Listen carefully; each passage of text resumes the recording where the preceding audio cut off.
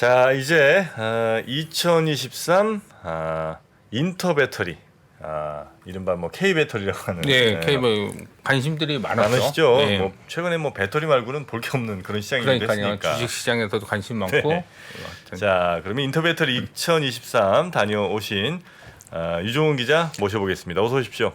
네, 반갑습니다. 3프로 TV 류종훈입니다. 네, 반갑습니다. 반갑습니다. 네. 저는 처음 뵀네요. 처음 뵈시죠? 예, 예. 네. 그 우리 여의도의 해리포터라고. 그리고 네. 머리 모양이 그러네요. 그쵸? 네. 아니 또 이렇게 약간 외모도 약간 외모도? 해리포터 느낌 있잖아요. 또 안경 보니까 또 네. 비슷하네요. 야, 예, 어릴 때 별명이 해리포터긴 했습니다. 그래요? 딱 보면 저는 제 눈은 이제 못 속이니까. 자, 우리 유종훈 기자님이 오늘 이제 인터 배터리를 다녀오신 거죠. 언제 다녀오셨습니까? 네, 어제 이제 개막을 할 때 다녀왔고요. 저희 이제 3프로 TV 취재팀 전체가 출동을 해서 네. 인터 배터리를 한번 싹 훑고 왔습니다. 그 뭐 드시고 오셨어요, 가셔서? 커피밖에 못 마셨습니다. 식사 안 드셨죠? 네, 밥 먹을 시간이 전혀 없었어요. 네, 다행입니다.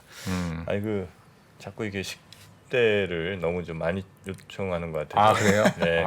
또 커피 정프로님 또 그 경영자 입장에서 커피 커피 드시고 오셨죠? 네, 커피밖에 못 마셨어요. 네, 고맙습니다. 자, 근데 인터 배터리는 뭡니까? 그러니까 배터리야 배터리 뭐 2차 전지 이게 있고 인터 배터리라는 건 뭐 어떤 네임인 거예요, 이거는? 이게 쉽게 생각하시면은 이제 국내 K 배터리가 현재 전 세계를 휩쓸고 있잖아요. 네. 이게 인터내셔널 배터리 쇼라고 보시면 되고요. 이게 이런 배터리 쇼는 사실 전 세계적으로 아직 잘 없거든요. 그래요? 그러다 보니까 이제 국내에서 하는 배터리 전시회가 CES나 뭐 다른 그런 전시회랑 다르게 단일 배터리 전시회로는 거의 세계에서 제일 큰 전시회가 맞습니다. 그러고 보니까 배터리 전시회 처음 듣는 것 같네요. 그렇죠. 테슬라 배터리 데이는 들어봤어도 배터리 전시회는 잘 없거든요. 하긴 전 세계에서 큰 배터리 업체들 세 개가 지금 이제 우리나라에 있으니까 그렇죠. 여기 이제 가능한 것 같고. 네. 다만 중국도 이런 거 안 해요? 중국에서도 사실 이거 별도의 배터리 전시회는 아직 없고요. 그래요? 오토쇼 할 때 네. 별도로 이제 부스나- 끼어서 가는 네, 그런 식으로 하고 있습니다. 네, 앞으로 배터리 굉장히 커질 텐데 이건 진짜 우리나라가 좀 오리지널리티를 좀 가지고 그죠? 네. 전 세계 그 인터 배터리 2023, 2024 이렇게 해갖고 정말 무슨 모바일 월드 콩그레스라든지 CES처럼 그죠? 네. 배터리 완전 우리나라 그냥 딱 그렇게 만들면 좋겠네요, 그죠? 그렇죠. 마이스 사업적으로 봤을 때도 굉장히 중요한 그런 전시회죠. 네네. 많이 왔습니까 사람들? 정말 미어 터졌습니다. 미어 터졌어요? 네, 저희가 밥 먹을 시간이 없었던 게 한 부스마다 사람들이 너무 많아서 기다리고 설명을 그래요? 듣고 구경을 하는데 줄 서서 했거든요. 그 정도로 너무 많았어요. 야, 그건 좀 신기하네. 왜냐하면 배터리는 사실 소비자들이 직접 사는 건 아니잖아요. 그러니까 뭐 자동차를 사면 끼워오거나 뭐 이런 거지. 우리가 배터리를 직접 살 일이야 사실. 뭐 저 집에 저 도어락 같은 거 갈 때나 한 번씩 저 건전지 사는 거지. 근데 아무래도 주식 시장에서 관심이 많으니까. 그래서 한번 많이 오셨나 예. 보다. 약간 영향이 있었던 것 같아요. 실제로 네. 주가가 많이 올랐던 회사 부스에는 사람들이 진짜 많았고 그래요? 조금 덜 움직이거나 아니면 비상장사 같은 경우에는 조금 관심이 좀 덜한 느낌도 있었습니다. 몇 개 업체 정도 참여했습니까? 이번에는 정확하게는 477개 업체가 참여를 했고요. 네. 그리고 부스가 1,400개 부스가 지금 열렸어요. 477 그렇게 많아요? 우리나라 배터리 관련 회사가? 이 배터리 업체뿐만이 아니라 배터리 소재 회사 그리고 네. 이제 관련된 부품 회사, 전선 회사 이런 여러 가지 업체들이 다 참여를 했거든요. 그래요? 역대 최대 규모고 작년이랑 비교를 해도 거의 한 2배에서 3배 정도 작년도 넘게 했습니까 이거? 매년 하고 있습니다. 전기차 업체도 참여했네? 전기차 업체는 약간 또 별도의 행사가 있었어요. 이게 항상 같이 하는 건 아닌데 올해는 인터 배터리랑 바로 옆에 이제 전시장에서 코엑스 전시장에서 네, EV 트렌드 코리아라고 해서 또 전기차 전시회가 따로 있거든요. 이번에는 또 같이 콜라보를 해서 같이 열려서 네네네. 원스톱 서비스네요. 그렇죠. 한 큐에. 이쪽에서 한번 배터리를 쫙 보고 거길 가서 소재도 보고 전기차도 보고 네. 충전기도 보고 이렇게 할 수 있게 이번에 좀 부스가 꾸며져 재밌네. 있었어요. 그 뭐 하나하나 설명 주시겠습니다만 그래도 이제 이런 뭐 인터 배터리 2023 이렇게 하면 그 행사에 그 박람회에 이제 제일 주인공 하나가 있잖아요. 제일 네. 관심 많이 받고. 그렇죠. 올해는 뭐였습니까? 올해 같은 경우에는 사실 LG엔솔에서 전시했던 전기차가 좀 많이 관심을 받았습니다. 엔솔에서 전기차를 전시했어요.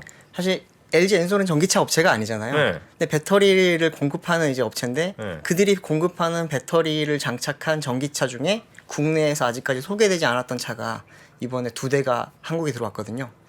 어느 나라 거예요, 그거는? 미국의 이제 포드의 머스탱 마하2라는 전기차랑 그리고 이제 또 스타트업 중에 루시드라는 업체가 있거든요. 루시드. 네, 루시드. 테슬라 킬러라고도 불리고 뭐 테슬라 경쟁자인 루시드의 에어라는 전기차가 이번에 루시드 에어. 네, 공개됐는데 거긴 테슬라랑 언제 경쟁한대요, 근데? 뭐 조만간 경쟁하지 않을까요? 경쟁 안 할 것 같은.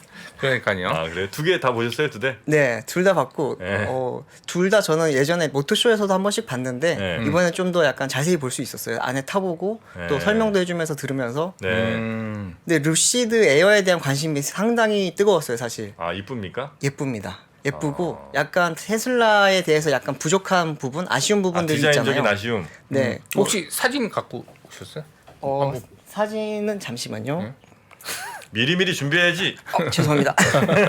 아니 또 네, 자료 말로만 하는 하나 것보다는 또 네, 자료 알겠어요. 준비했는데요. 한번 자료 보시면은 네. 아, 이게 루시드예요? 네, 이 차가 루시드 에어입니다. 차 크기는 이제 모델 S랑 좀 비슷하고. 비슷하고요. 고급 세단형 차량이거든요.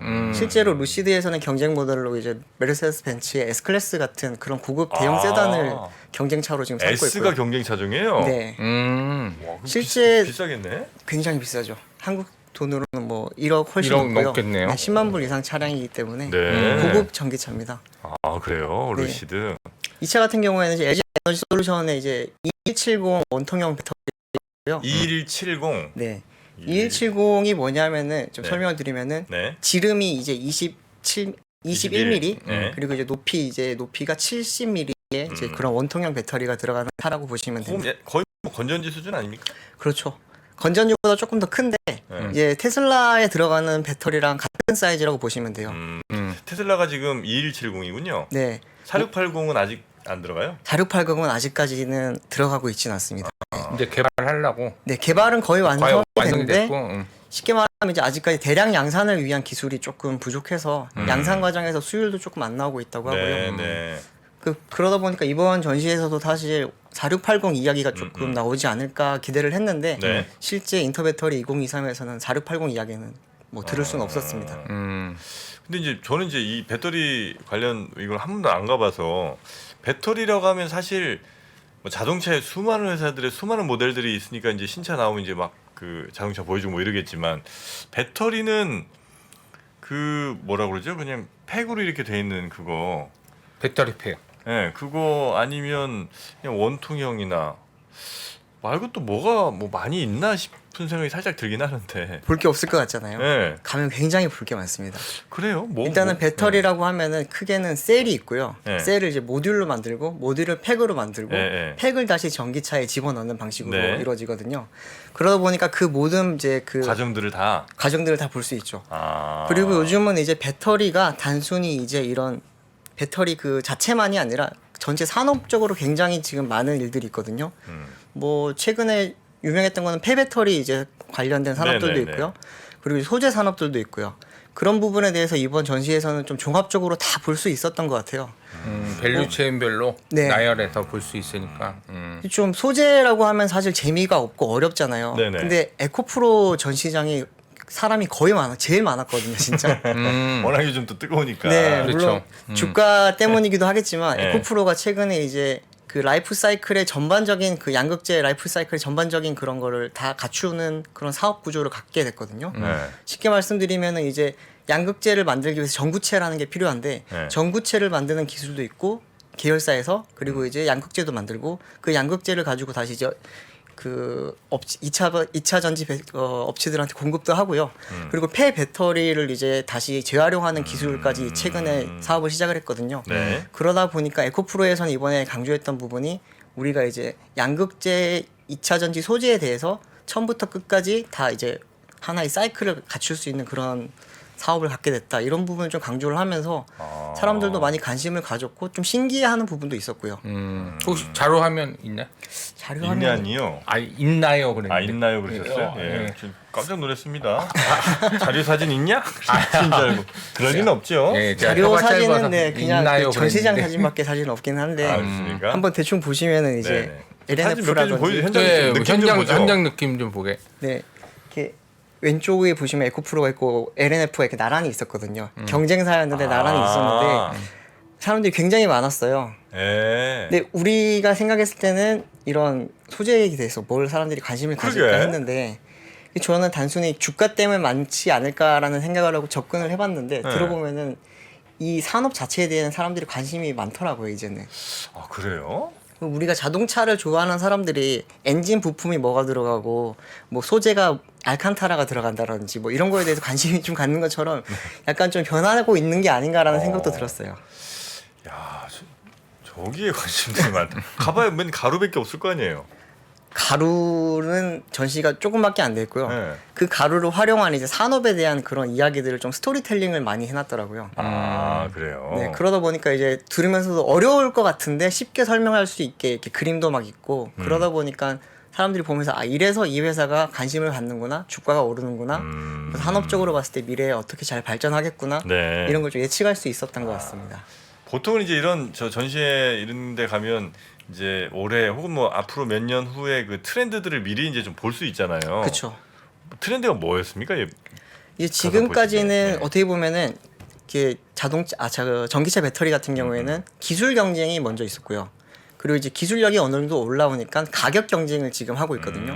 대표적으로 이제 우리나라 배터리 업체와 중국 배터리 업체가 네네네네네. 가격 경쟁을 좀 심하게 하고 있잖아요. 네. 근데 가격 경쟁 측면에서 이제 사실 우리가 조금 불리한 측면이 있어요. 중국 배터리는 워낙 싸게 만들기 때문에.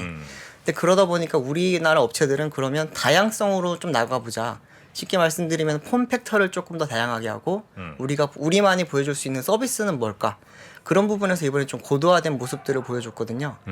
이게 다들 국내 배터리를 생각을 하면은 파우치형 배터리를 많이들 생각하세요. 네. 사진을 한번 보시면은 각형, 파우치형 뭐 이렇게 이제 있죠 보통. 네, 지금 이렇게 넓게 생긴 이 모양이 파우치형 배터리인데 자세히 보시면 이렇게 비닐 같은 파우치로 둘러싸져 있거든요. 이 배터리 보통은 이런 형태의 배터리들을 많이 생각을 우리나라 업체들이 많이 만들고 있어요. LG 에너지 솔루션이랑 SK온의 주력 제품이 이런 제품인데 저것도 LFP 배터리였어요? 네. LFP 배터리 같은 경우에도 원래 3원기 아닙니까 저런 거? 그렇죠. 근데 이게 사람들이 구분을 해야 되는 게 양극재의 종류에 따라서 3원계냐 LFP냐 그렇죠, 나눠지고 그렇죠. 네네. 그리고 이제 배터리 형태에 따라서 파우치형이냐 각형이냐 원통형이냐 이렇게 또 나눠지거든요. 보통 어떤 저 파우치형이든 각형이 됐든 LFP도 될 수 있고 그다음에 저 3원계도 될 수 있고 다 될 수는 있는 거죠. 그렇죠. 그 양극재 종류에 따라서 틀린 거니까 그 네. 형태에 따른 분류고 그렇죠, 그렇죠, 그리고 그렇죠. 저건 네. 양극재에 네, 따른 맞습니다. 분류고. 이 보면 LFP 자체도 지금 좀 우리나라 입장에서는 잘 하지 않았던 거였거든요. 뭐 특허 문제도 있었지만 네. 중국이 워낙 잡고 있던 배터리 기술이다 보니까 네. 이게 어려운 기술은 아닌데 우리나라가 굳이 할 필요가 있을까? 아니면 뭐 특허이기 때문에 우리가 꼭 돈을 내면서까지 할 필요가 있을까 이랬는데 최근에 이제 뭐 테슬라도 그렇고 많은 이제 유럽 업체들 벤츠라든지 폭스바겐이라든지 이런 업체들도 다 LFP 배터리를 이제 채용을 하기로 했거든요. 네. 그러다 보니까 이제 SK온이라든지 뭐 LG 에너지 솔루션 같은 국내 업체들도 이제 배터리 LFP 배터리 시장에 좀 진출을 하기로 이번에 공식적으로 선언을 했고요. 네. 삼성 SDI 같은 경우에는 이번에 인터 배터리에서는 보여주진 않았는데 같은 날 이제 주총이 있었어요. 거기서 이제 최윤호 대표가 우리도 LFP를 지금 준비를 하고 있다라고 공언을 하면서 이제 국내 3사가 모두가 이제 LFP 자체 시장에 진출을 하는 게 이제 거의 확정된 상황입니다. 네. 그 LFP가 이제 어쨌든 가격이 좀 더 이제 저렴하잖아요. 많이 저렴하죠. 예. 근데 약간 좀 걱정되는 거는 그래도 이제 3원계 배터리랑 LFP가 우리와 중국이 이렇게 경쟁할 때는 우리는 이제 3원계야 이러면서 그 가격을 좀 더 받아도 명분이랄까 이게 이제 정당성이 좀 있었을 것 같은데 네. 같이 LFP를 만약에 하게 되면 그들보다 싸게는 만들기 좀 힘들 것 같고 그렇죠. 그럼 같은 LFP인데 니네 걸 왜 쓰니 뭐 이런 말이 혹시 나오지 않을까? 거기에 대한 또 대비책도 당연히 있습니다. 아 있어요. 국내 업체들 같은 경우에는 네. LFP의 이제 단점을 많이 보완을 했거든요. LFP가 다시 아시겠지만 싼데 성능이 좀 떨어져요. 에너지 밀도가 좀 떨어지죠. 네, 특히 이제 저온에서 굉장히 많이 떨어지거든요. 아 겨울철에 겨울철에는 거의 뭐 영하 20도가 되면은 네. 주행거리 전기차 주행거리가 절반에서 한 20%까지 떨어져 버리거든요. 그걸 원래 한 300km 가는 애가 한 60km 가면 그냥 네, 150km에서 방전? 100km 이렇게밖에 못 가게 되는 게 LFP의 단점이에요. 네. 근데 이제 SK온이 이번에 이제 공개한 이 배터리 같은 경우에는 이제 SK온이 하이니켈 기술력이 좋잖아요. 네. 그러다 보니까 소재랑 전극을 만지는 기술력이 좋아요. 음. 그 기술을 활용을 해서 LFP도 상온 대비 저온에서도 70에서 80% 정도의 그런 성능을 낼 수 있는 그런 기술력을 이제 이번에 공개를 했거든요. 네. 그렇게 되면은 이제 뭐 우리나라 뭐 겨울에도 LFP를 달아도 300km 가는 전기차가 240km 갈 수 있으니까 그 괜찮아지는 정도는 거죠. 네네네.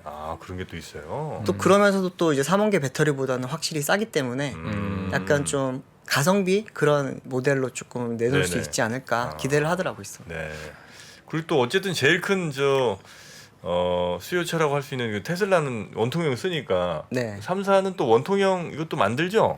당연히 만들고 있죠. 네. 사실 지금 삼성 SDI가 네. 소형 전지 원통형 중에서는 세계 1등이고요. 그렇습니까? 네, 전기차 시장에서는 파나소닉이 1등이고 네. 뭐 엔솔이 2등이고 삼성이 3등인데 네. 지금 이번에 조금 뭐 SK온은 아직까지 만들지는 않고 앞으로도 만들지 않겠다라는 이야기를 하긴 했는데 그래요?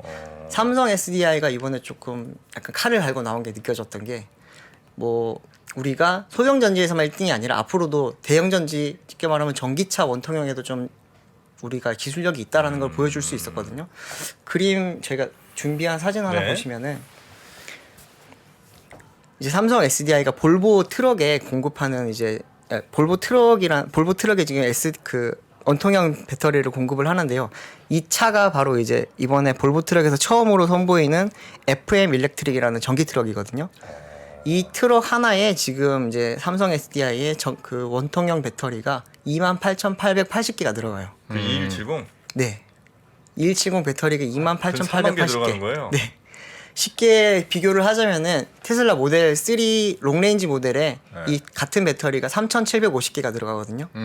그러니까 이 전기 트럭 하나에는 이제 8배 모델 들어가. 3보다 거의 8배 가까이 네. 많이 들어가는. 네. 야, 근데 그러면 배터리 무게도 진짜 어마어마하겠네요. 3만 개. 어마어마하죠. 네. 가격도 당연히 많이 받아야 되겠고. 가격도 많이 받습니다. 네. 네. 그래서 삼성 SDI 쪽에서 이제 하는 말이 네. 이제 우리가 승용차 한 대를 파는 것보다 이렇게 상용차를 한 대를 파는 걸로 인해서 벌어들이는 돈이 훨씬 더 이익이 많다. 근데 이걸 활용을 해서 이제 좀 쉽게 말하면 우리가 특화를 시켜서 네. 이런 상용차용 이제 원통형 배터리 시장을 좀 잡아보겠다. 그런 좀 의지가 약간 느껴졌거든요. 네네네. 근데 그리고 뭐 상용차 시장뿐만 아니라 승용차 시장에서도 지금 삼성 SDI 같은 경우에는 계속 늘리고 있습니다. 최근에 GM이랑 이제 MOU를 맺었거든요. GM이랑 어떤 MOU를 네네. 맺었냐면은 네. 이제 미국 시장에서도 이제 같이 협력을 하겠다, 공장을 짓고 협력을 하겠다 그런 MOU였는데 네. 잘 생각해 보시면 원통형 배터리가 굉장히 많이 쓰는 것 같잖아요, 전기차 시장에서. 네, 네. 근데 생각보다 많이 안 쓰고 있어요. 원통형을? 전기차 시장에서 원통형을 제대로 쓰는 곳은 테슬라밖에 하나만- 없어요. 네, 테슬라밖에 없고 다른 네. 데는 안 쓰죠. 그렇죠. 대부분은 이제 작은 뭐 리비안이라든지 루시드라든지 이런 스타트업에서 많이 쓰고 있고요. 폭스바겐이랑 현대차랑 이런 큰 업체들 같은 경우에는 대부분 파우치형, 각형을 같이 쓰고 있고요. 원통형을 안 쓰고 있는데 네. GM도 지금까지 원통형을 안 썼거든요. 근데 이번에 SDI랑 MOU를 맺으면서 이제 원통형으로 돌아서겠다라는 걸 보여주면서 네. 이제 사실은 배터리 업체라든지 전기차 업계 쪽에서도 원통형이 대세가 될 수 있겠구나라는 지금 그런 분위기가 형성이 되고 있고 사실 그래서 지금 원통형에 대해서 지금 기술 개발이라든지 네. 이런 폼팩터 확대 그리고 이제 시장 확대에 대해서도 지금 준비에 나선 것이고요. 원통형은 불 안 나요? 불 날 수 있죠. 불이 안 나는 배터리는 없습니다. 아니 왜냐면 이게 이제 물론 뭐 3,000개 들어가는 자동차에도 당연히 불 날 수 있고 네. 뭐 3만 개 들어가는데도 불 날 수 있겠습니다만 확률적으로 3만 개 들어가는데 특히나 저건 상용차잖아요. 그럼 뭐 이런저런 충격에 더 많이 노출이 될 텐데 훨씬 더 많은 개수가 그 안에서 달각달각 하다 보면 3,000개에서 이 흔들리는 것보다 훨씬 더 아마 좀 리스키하지 않나. 그래서 어쨌든 하나만 불타도 그건 다 그냥 다 타버리는 거잖아요. 다 타진 않아요. 다 타진 않는데 이제 폭발을 했을 경우에는 다 탈 수는 그럼 있지만 폭발하면 다 타는 네. 거지. 그래서 야 그럼 3만 개씩 이렇게 넣으면 확률적으로 훨씬 더 위험해지지 않나 이런 생각이 살짝 드는데 그런 걱정은 그렇지는 않습니다. 그렇진 않아요? 이게 뭐 원통형이 더 폼팩터 따라서 원통형이 더 위험하다, 뭐 각형이 더 위험하다, 파우치가 그거는 사실은 그게 큰 이제 의미는 없죠. 왜냐면 이제 전류를 다 들어가게 하는 게 아니라 시스템적으로 만들어서 그게 이제 이쪽만 흐르게 하는 부분이 있고 계속 돌면서 시스템적으로 움직여서 전기가 나가거든요. 그러니까 예를 들어서 3만 개가 다 쓰이는 게 아니라 그 거기에 맞게 이쪽 부분에 쓰이고 또 이쪽 부분에 쓰이고 그렇게 하기 때문에 그 이제 위험 뭐 개수가 많다고 위험이 있는 건 아니고 개수가 많다고 위험하다는 것도 아니고 이제 뭐 원통형이나 파우치나 이게 뭐가 더 위험하다 이거보다는 사실은 그 구성하는 그 뭐라 그럴까요? 그 조립 능력이라고 할까요? 네. 예. 거기에 따라서 조금 위험도가 좀 달라질 수 있고요. 뭐 화재 이야기를 하자면은 사실 국내 업체들이 조금 많이 아파할 수도 있긴 한데 LG 에너지 솔루션 배터리가 중국산 배터리에 비해서 뭐 더 화재 위험이 높다 그렇진 않아요 사실은. 중국산 배터리도 사실 화재가 많이 발생하고 있고 네네. 그 부분에 대해서 지금 이제 중국에서는 많이 보도가 안 되고 있는데 중국산 배터리가 최근에 유럽 시장에 많이 진출을 했잖아요. CATL이나 BYD 같은 경우에 그러면서 이제 화재에 대한 이야기가 점점 수면 위로 올라오고 그래서 화재 있긴 났을 합니다. 때 LG 전자가 책임이 있느냐, LG 에너지 솔루션, 그러니까 배터리에 책임이 있냐, 아니면 그 시스템을 구성할 때 책임이 있냐, 뭐 그런 것들이 있는 그럴 거죠. 것도 있고 뭐 완성차 업체에서 니들이 이제 팩을 만들었으니까 니들 책임이지 않냐 이런 또 책임 소재도 지금 아직까지 완전히 명확한 상태는 아닙니다. 네네네. 그 우리가 꿈의 배터리라고 맨날 얘기했던 그 전고체. 네. 예. 그거는 아직은 뭐 소식 없습니까? 전고체 배터리도 이번엔 조금 엿볼 수가 있었어요. 사실 전고체 배터리는 사실 뭐 말만 있고 네. 실체가 없지 않냐라는 말이 많잖아요. 네. 토요타가 특허가 제일 많다고 하지만 아무도 보지 못했고 네. 유니콘이라고 하죠. 그래서. 네네네. 근데 국내 업체 중에서 이 삼성 SDI가 사실은 전 세계적으로 봤을 때도 전고체 배터리 기술력이 가장 앞서 있다고도 볼 수 있거든요. 토요타를 확인을 할 수가 없으니까. 네. 근데 이제 이번에 선보였던 새로운 기술 같은 경우에는 이제 음극재를 이제 은나노 입자랑 탄소 복합체를 이제 활용한 전고체 음극재를 만들었거든요. 네. 전고체 배터리의 이제 가장 큰 문제가 뭐냐면은 덴드라이트 현상이라고 해서 무슨 라이트? 덴드라이트. 덴드라이트? 네. 덴드라이트 현상이라고 해서 리튬이 이제 음극 표면에 쌓여서 배터리 분리막을 점점 갉아먹는 그런 현상이 있거든요. 이게 지금 이거를 막는 기술이 지금 확실히 안 잡혀 있어서 사실 전고체 배터리 지금 양산이 잘 안 되고 있는 건데 네. 삼성 SDI 같은 경우는 이번에 새로운 그 복합 음극체를 만들어서 그거를 확실히 잡았다라는 게 이번에 좀 공개를 했고 기술적으로는 현재 사실 완성에 가깝긴 한데 네. 또 배터리의 가장 큰 문제가 양산화가 되게 어렵거든요. 양산하면서 수율을 잘 나오게 하는 게. 그렇죠. 예. 그리고 성능을 잡는 것도 어려워요. 그러다 보니까 이제 삼성 SDI가 이번에 최근에 그 수원 연구소 내에 이제 파일럿 공장을 만들었고요. 조만간 이제 파일럿 공장이 다 완성이 되고 그래요? 거기서 시범 생산을 해서 이제 2025년까지 양산 기술을 좀 안정화를 시키고 2017년부터 이제 본격적인 대량 양산에 지금 들어갈 준비를 하고 있습니다. 27년부터는 대량 양산한대요? 지금 그럴 계획입니다. 근데 보통 이제 업체들이 그렇게 말을 할 때는 아마도 어디 2, 3년 더 뒤로 볼까요? 그럴 수도 있겠죠. 근데 삼성 SDI 이번에 좀 말은 그런 분위기는 아니었습니다. 보니까 이제 공급처가 어느 정도 확정이 된 것 같았거든요. 뭐 전고체 배터리가 양산만 제대로 나오고 수율만 나오고 뭐 성능만 따라주면 사실 자동차 업체에서는 뭐 마다할 이유는 없을 것 같긴 한데 가격이 아주 미친 듯이 비싸지 않다면. 가격이 그쵸? 문제죠, 사실은. 네. 가격이 좀 많이 비싸요? 가격이 좀 비쌉니다, 이게. 혹시 그 뭐 실물 나온 거 혹시 뭐 아니면 모델이라도 좀 찍어 오신 거 있습니까? 여기 전고체? 지금 한번 사진을 한번 보시면은 네. 자세히 보셔야 되는 게 위에 지금 조그맣게 있는 게 그 모형이거든요. 위에? 어디요? 네. 저기 화면 위쪽에 보시면은 이제 맨 위쪽에 황금색? 네, 황금색. 그럼 네. 저것만 찍어오면 되지 밑에를 뭐 이렇게 많이 찍었어요?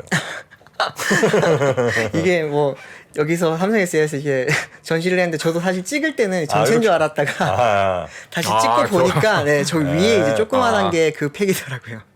저 뭐 자동차 배터리처럼 이렇게 해놨네. 네네. 그냥 우리 왜 일반 자동차 배터리 있잖아요. 예, 각형으로. 네. 로켓 배터리 같은 거. 삼성 SDI의 이제 제일 주력 이제 배터리 폼팩터 자체가 각형이다 보니까 이 전고체 배터리도 각형으로 만들고 있는 거죠. 저게 진짜 배터리는 아니겠죠? 그냥 네, 모양입니다. 배터리는 아니겠죠. 네. 금장을 이렇게 해놓는. 어쨌든 뭐 그 전고체에 대한 준비들도 지금 각 사들이 열심히 또 하고 있는. 네, SK온이랑 LG도 이번에 뭐 기술 설명을 했거든요. 근데 SK온이나 LG도 당연히 이야기를 하는 게 결국에는 화재를 제일 낮출 수 있는 방법 그리고 이제 수명을 늘릴 수 있는 방법이 전고체다 보니까 그런 부분에 대해서 좀 이제 보완을 하는 기술들을 이번에 많이 선보였습니다. 네. 혹시 외국 업체도 참가했습니까? 아니면 우리나라 업체만 있나요?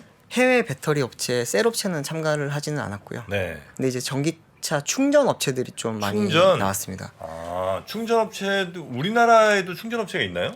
우리나라 충전기 업체들이 엄청 많죠. 엄청 많죠. 아, 많아요? 수백 개가 있습니다. 아, 충전기 업체가? 네, 다들 뭐 최근에 대기업들이 충전 시장 진출을 하면서 이제 뭐 LG, 뭐 GS 이런 곳에서만 지금 하고 있다라고 생각을 하는데 네. 사실은 중소 이제 중견기업들이 훨씬 많이 하고 있었고요. 그 이제 업체들이 지금 수백 개가 있었는데 사실 이제 수십 개 정도로 줄기는 했고, 아, 명멸을 많이 했군요. 네, 그 시장도 사실은 하드웨어 시장과 소프트웨어 시장으로 지금 이제 구분돼서 지금 발전을 하고 있거든요. 예전에는 대부분 이제 하드웨어 중심으로 컸는데 네. 이제는 하드웨어에서도 이제 고출력, 쉽게 말하면은 급속 충전기 네. 그리고 저속 충전기가 이제 좀 시장이 분리가 되면서 대기업들이나 이쪽이 이제 좀 고속으로 많이 갔고, 이제 중견기업이라든지 중소기업들은 이제 저속 충전기 쪽으로 많이 가고 있고요. 소프트웨어 시장 같은 경우에는 사실 아직까지 좀 굉장히 태동기예요. 소프트웨어가 뭐가 있을까 싶은데 우리가 네. 전기차 충전을 하러 가면은 결제를 한다든지 아니면은 거기 시작 버튼을 누른다든지 모든 게 다 화면 속에서 이루어지는 게 다 소프트웨어거든요. 아, 키오스크처럼 이렇게 돼 있어서. 네. 네, 근데 한번 그게 그렇겠네. 간단하지가 않아요. 아, 그래요? 왜냐하면 이제 전기차와 충전기가 맞물렸을 때 네. 이제 서로 이제 쉽게 말하면 통해야 되거든요. 커넥트가 되어야 되고 결제까지 이제 과금 서비스까지 다 이루어져야 되는 거다 보니까 암호화도 필요하고 굉장히 많은 또 기술이 들어가는 네, 것입니다. 네, 네. 근데 이거는 충전기는 뭐 제 이제 안 타봐서 모르겠는데 소비자가 선택할 수 있는 게 아니잖아요. 그냥 그쪽에 충전소가 있다고 하면 그냥 가서 꽂는 거지. 네. A사, B사, C사의 충전기가 어떤 저 충전소에 있어서 뭐 세 개 있어서 세 개 중에 아 마음에 드는 혹은 뭐 예쁜 디자인이라 이걸 꽂을 수는 없을 거 아닙니까? 있을 수 있습니다. 아 그럴 수도 있나요? 네. 이 충전 포트 자체가 네. 규격화가 되어 있기 때문에 어떤 충전소를 가서도 다 꽂을 수 있고요. 그리고 이제 요즘 왜 이제 충전 회사마다 또 다 회원제가 다 있어요. 그러다 보니까 비회원의 가격과 회원의 가격도 조금씩 다르고요. 시간대별로 다르기도 하고 또 회원 같은 경우는 다른 베네핏이 있기도 하고. 네, 그러니까 제가 볼 때는 네. 아마 이제 충전 관련해서는 모종의 플랫폼이 아마 등장을 할 것 같고. 등장할 겁니다. 지금 국내 그렇죠. 업체 중에서도 준비 중인 곳이 있고요. 네, 그 예를 들면 뭐 카카오 차지 뭐 이렇게 해갖고 또 아마 뭐 만들고 네, 카카오, 뭐 SK 이런 대기업들이 사실 충전 소프트웨어 하려고 하죠. 많이 진출을 해 있는데, 해 있어요 이미. 네, 근데 그들이 갖고 있는 건 사실은 플랫폼이라기보다는 네. 약간 소프트웨어 솔루션 쪽에 가깝고요. 토탈 솔루션까지는 되지만 플랫폼화는 지금 아직까지 한 곳은 없습니다. 그래서 아마 이제 그 폰 안에서 그냥 결제까지 하고 그 다음에 그 가까운 충전소를 안내를 해주면 거기 가서 그냥 꽂고 충전하는 식으로 아마 될 것 같다. 그러면 결국 이 충전기 만드는 회사들은 사실 큰 뭔가 이렇게 경쟁력으로 뭐 이렇게 하기는 좀 어렵지 않을까. 예를 들면 우리가 지금 핸드폰 충전기를 야 이거 어디 거 충전기 이렇게 안 하잖아요. 그냥 야 아이폰 충전기냐 아니면 그냥 안드로이드용 저 USB-C 줘 이렇게 가지. 야 이거 어디 저 무슨 영진전자에서 만든 거 아니야? 뭐 이렇게는 안 하잖아요. 그런 식으로 가지 않을까 하는 이제 걱정을 합니다. 만드는 회사는 되게 많죠. 핸드폰 충전기도. 많죠. 예. 그래서 그런 측면에서 그 SI 업체들이 네. 그 뭐 신세계 INC라든지 롯데 정보통신들이 그런 회사들을 인수해서 그 소프트웨어 측면에서 지원해주고 그런 웹도 만들면서 지금 하려고 하고 있습니다. 네. 근데 들어보니까 생각보다 진행은 잘 안 되는 것 같습니다. 예. 이게 왜냐하면 어려워요. 단순 소프트웨어가 아니라 아까 말씀하셨듯이 SI 쪽에 그런 기술도 필요하고 과금 시스템 같은 경우에는 굉장히 보안이 중요하다 보니까 그런 부분도 필요하고 또 단순히 충전기가 하드웨어가 사장하지 않을까라고 생각을 하실 수도 있는데 이게 또 어떻게 보면 부동산업과도 또 관련이 돼 있고 그렇죠. 전기차 충전기를 깔려면은 땅이 필요하잖아요. 네. 그리고 거기에 이제 충전기만 설치를 해놓으면 되는 게 아니라 네. 전기를 끌어와야 됩니다. 전기 공사 그런 이제 전력적인 부분도 필요하고요. 그렇죠. 또 우리나라에서는 현재 지금 전력 재판매가 불법이기 때문에 한전밖에 전기를 못 팔잖아요. 근데 해외 같은 경우에는 전기를 팔 수가 있어요. 그러다 보니까 이런 나중에는 또 전력 판매 관련된 에너지 사업으로 또 연결이 될 수 있기 때문에 그 부분에 대해서는 사실 지금 좀 발전 가능성이 많은데 아직까지 나타나지 않은 부분이 많지 않나 저는 그렇게 또 보고 그 있습니다. 관점도 있고 이제 전기차가 많이 생산이 되면 네. 이제 개인용 포트로 해서 네. 그러니까 미국 같은 경우는 솔직히 땅덩어리가 넓으니까 그리고 다 그 주차 시설이 있잖아요. 미국 네네. 네네네. 집들은 그러니까 저는 개인용 포트로 해서 그런 충전기가 많이 생산이 될 것 같아 결국에는. 그러니까 그쵸. 우리나라 같이 이제 좁은 데는 당연히 이제 그 아파트에 뭐 편의 시설 뭐 이렇게 해서 하지만은 미국 같은 경우는 우리 이제 핸드폰 팔면 충전기 따라주듯이 개인용 포트 주면서 뭐 현대차용 포트 뭐 그런 식으로 미국 시장은 발전이 될 것 같아요. 아, 사실 테슬라가 지금 규격 포트를 안 쓰고 개별 포트를 쓰고 있거든요. 네. 자기들만 포트를 쓰고 있었는데 최근에 이제 미국 정부에서도 열어달라. 네 열어달라고 했잖아요. 근데 아직 10개밖에 안 열어줬거든요. 그렇긴 한데 뭐 그게 어떻게 보면은 강점이 될 수도 있고 그 테슬라 오너들을 위해서 그런 베네핏이 되기도 했지만 또 테슬라 측면에서 테슬라가 또 충전 시장 측면에서 봤을 때 시장을 넓히려면 또 풀어줘야 되는 것도 있고 많이 고민을 하고 있는데 아직까지는 풀어주는데 많이 좀 소극적인 것 같습니다 보니까. 네네네. 충전기도 보셨고 혹시 오늘 저 갔다 오신 저 중에 오늘 얘기 안 나온 뭐 섹터라든지 뭐가 좀 있습니까? 좀 아쉬웠던 네. 부분이라고 할까요? 이게 인터배터리 자체는 사실 볼거리가 굉장히 많아서 좀 좋았는데 같이 이제 연계해서 열리는 EV 트렌드 코리아 같은 경우에는 조금 아쉬움이 많았던 게 EV 트렌드. 네. 전기차. 아 맞아. 전기차- EV9 보고 오셨다고 그랬죠? EV9은 이번에 전시가 안 아 됐습니다. 전시 안 됐어요? 네. 아. EV9 같은 경우에는 이제 사실 지난달에 네. 이제 비공개 행사로 언론에 이제 먼저 한번 오픈이 됐고 최근에 이제 공식적으로 어제 이제 릴리즈가 되긴 했는데 왜안 기아차. 보셨어요? 예, EV9은 이번에 이제 네. 다들 인터배터리나 뭐 EV 트렌드에서 공개된 거 아니야라고 잘못 알고 계신 분들이 많더라고요.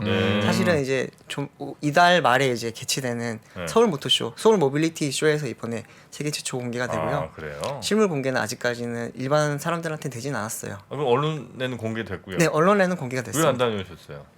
저 거기는 네 그럼 개인적인 지금 사정이 있어서 네. 코엑스에서는 안 갔다 오셨어요? 거기 코엑스에서는 공개를 거기 하진 안 않았습니다. 갔대요. 네. 근데 EV9 공개 행사는 개인적인 사정으로 못 갔답니다. 네, 못 갔습니다. 아쉽게도. 개인적인 사정 좀 줄여주세요. 알겠습니다. 네. 자중하겠습니다. 아 EV9 이번에 저는 이제 사진으로만 봤는데 네, 네. 보니까 이제 뒤쪽은 약간 이 볼보 스타일, 옆쪽이랑 앞쪽은 약간 그 소울 스타일. 아, 네. 소울이 약간 좀 길어진 느낌? 박스카 형태로. 네, 뭐 그런 네. 느낌이 살짝 좀 있더라고요. 맞습니다. 네, 그래서 뭐 이쁘게 잘 나온 것 같긴 하던데. 저는 근데 사실 뭐 비공식적으로 보긴 했거든요. 그거 굉장히 좀 파격적입니다, 사실. 뭐가 박지게? 이 차 디자인도 그렇고 네. 이 실내를 타고 보면 이 차가 진짜 양산차가 맞나 싶을 정도로 신기술이 굉장히 많이 아 적용이 돼 있어요. 그래요? 특히 이제 요즘은 디스플레이가 굉장히 많이 사용되잖아요, 전기차에. 네, 네. 단순히 이렇게 넓은 파노라마 디스플레이가 아니라 그 안에 적용되어 있는 기능도 굉장히 많고 그래픽도 좀 우와 이런 소리가 나올 정도로 좀 신기하고요. 아 그래요? 제일 신기한 거는 사실 2열 시트가 돌아요. 쉽게 말하면 2열이? 네. 아 그럼 2열, 3열이 서로 마주 볼 수 있어요? 네. 그런 형식은 예전에 뭐 봉구차에서나 아니면 스타렉스 이런 차에서 볼 수 있었던 그런 네, 모습이잖아요. 네, 네. 근데 이제 이 차 같은 경우에는 실내 전기차다 보니까 실내 공간이 굉장히 넓고 거기를 활용할 수 있는 기술이 좀 많이 좋아졌거든요. 이렇게 수여블 시트라고 해서 앞으로도 보고 뒤로도 보고 이렇게 할 수 좋다. 있는 그런 기능이 적용이 돼 아 있고 그래요? 또 누워서 이렇게 침대처럼도 쓸 수 있을까 혹시? 네, 당연히 그렇게 할 수 있죠. 아 그래요? 네. 그래서 요즘 뭐 차박이라든지 캠핑족들이 많잖아요. 그런 사람들을 위한 기능도 당연히 다 가지고 있고. 푹신푹신하게. 네. 가격대가 높겠네요. 지금 가격대는 다들 뭐 많이 예상을 하시는데 가격 아직 안 나왔어요? 가격 안 나왔습니다. 가격은 3월 30일 날 공개가 되는데 네.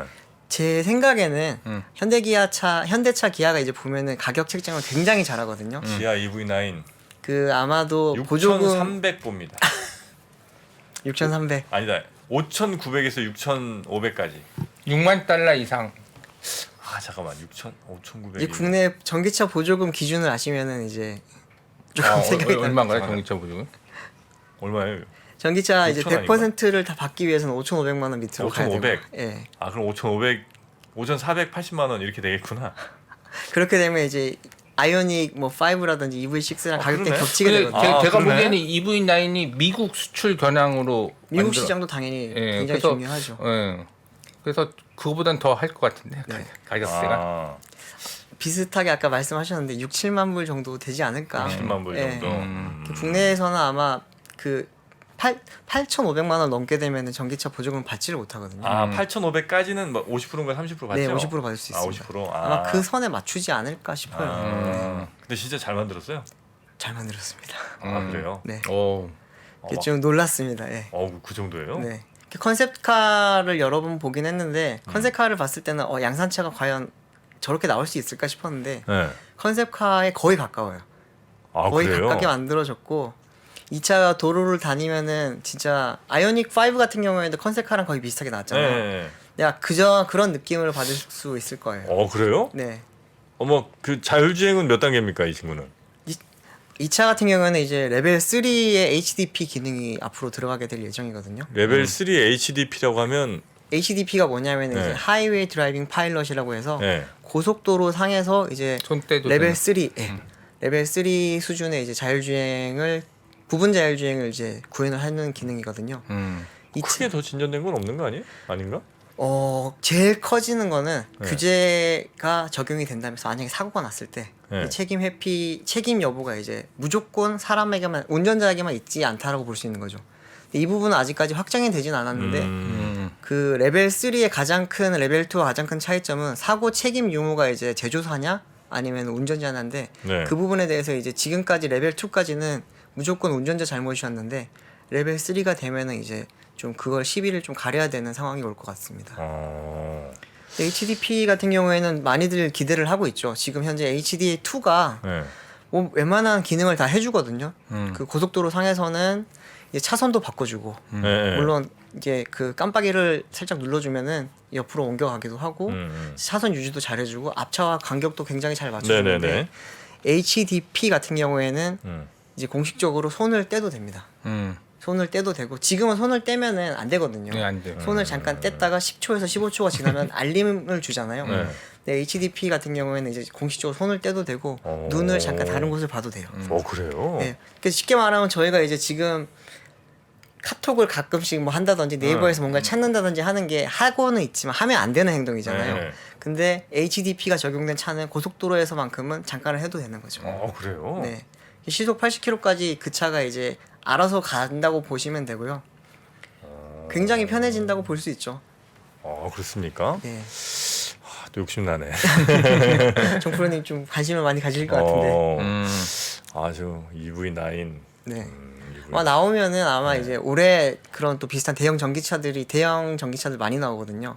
볼보에서 이제 EX90라고 해서 네. 그 비슷한 크기의 전기차가 올해 한국에 연말에 들어오거든요. 네. 그 차랑도 아마 경쟁이 될 거고 또 메르세데스 벤츠에서 나오는 이제 또 EQS SUV나 EQ SUV 같은 경우에도 네네네. 비슷하지만 근데 가격대가 좀 많이 차이가 나죠.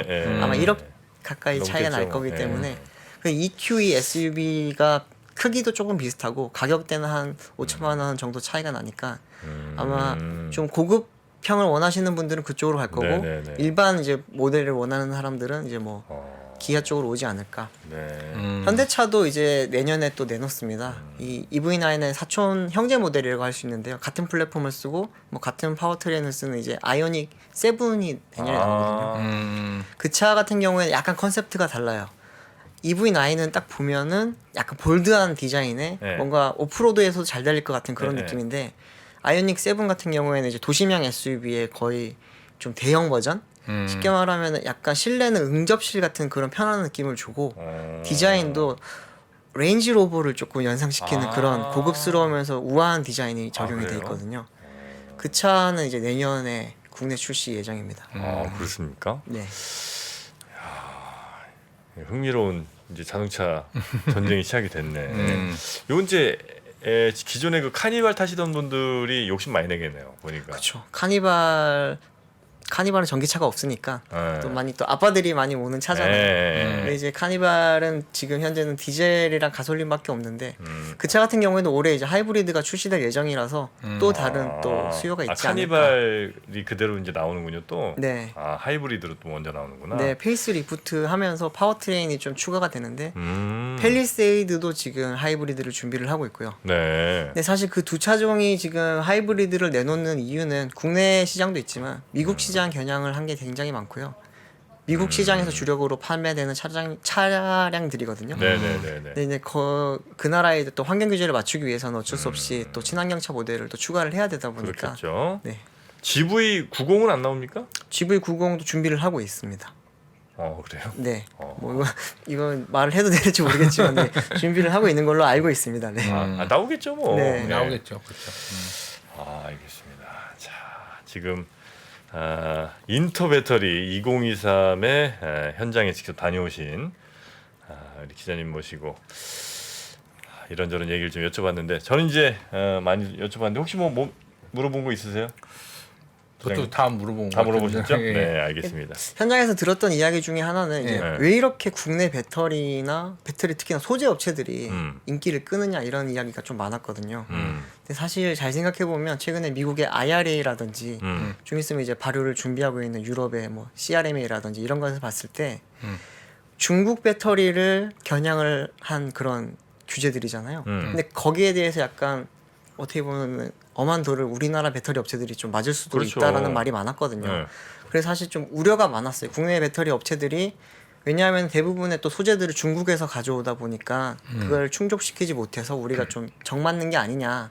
그리고 대신에 소재 업체들은 또 그러면은 유럽 업체라든지 국내 또 업체들 국내 배터리 업체들도 중국산 소재 대신 국산으로 전환을 하면은 많은 기회가 있지 않냐 그런 것 때문에 좀 다들 관심을 많이 가졌었는데 실제로 가보니까 뭐 그 이야기가 맞는 것 같기도 하고요. 근데 딱히 우리나라 배터리 셀 업체에 대해서 크게 걱정할 필요도 없어 보였어요. 처음에 말씀드렸듯이 약간 서비스 고도화랑 폼팩터 다양화가 이제 국내 업체들의 좀 새로운 무기가 될 것 같거든요. 네네네. 단순히 싼 배터리가 다가 아니다. 이 배터리를 활용한 이제 또 서비스도 있고, 맞아요. 그리고 이제 성능의 또 중요성이 앞으로 좀 더 강화될 것이다라는 게 좀 그런 자신감들이 있었는데 아마 중국산 배터리의 이제 그런 뭐 단점 그리고 어떻게 보면은 화재라든지 지금까지 숨겨져 있던 것들이 이제 좀 많이 수면 위로 올라오게 되면은 네. 국내 배터리에 대한 또 새로운 또 재평가라든지 그런 게 있을 거고 그러면서 또 다른 기회가 또 오지 않을까 그런 네네. 생각이 듭니다. 그렇죠. 뭐 1,500, 2,000짜리 자동차라면 배터리 뭐 좀이라도 싼 걸 끼는 게 맞는 거겠지만 또 어느 정도 가격 이상 되는데 그 싼 배터리만 추가할 게 아니라 또 고성능에 그렇죠. 또 안전한 어차피 배터리. 주행 거리도 많이 가야 그렇죠. 되니까 그렇죠. 네. 비싼 배터리. 근데 실제 지금 전기차 시장이 그래서 저가 라인과 이제 고가 라인, 대중 라인 다 이렇게 좀 세분화가 되고 있거든요. 네네네. 예전에 전기차만 뭐 테슬라 아니면 그냥 이제 뭐 현대차의 코나, 뭐 폭스바겐 차 이렇게만 생각을 했었는데 이제는 좀 많이 세분화가 되면서 현재 뭐 내연기관 차들이 고급차, 뭐 대형차, 소형차 다 나눠지는 것처럼 전기차도 그렇게 좀 세분화되는 것 같고 그러면서 이제 배터리 시장 자체도 좀 세분화되는 것 같습니다. 네, 알겠습니다. 자, 오늘은 우리 3프로TV 류정우 기자와 함께 인터 배터리 여러분께 좀 전해드렸고요. 다음에도 또 보낼 때 있으면 빨리 보내서 이렇게 직접 현장 다녀오시니까 이야기가 풍성해지고 아주 재밌네요. 네. 자주 보내주십시오.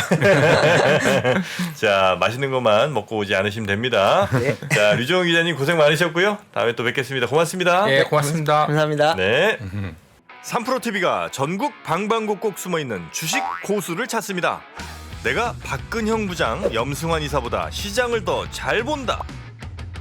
내가 이선엽 이사보다 종목 선정이 뛰어나다.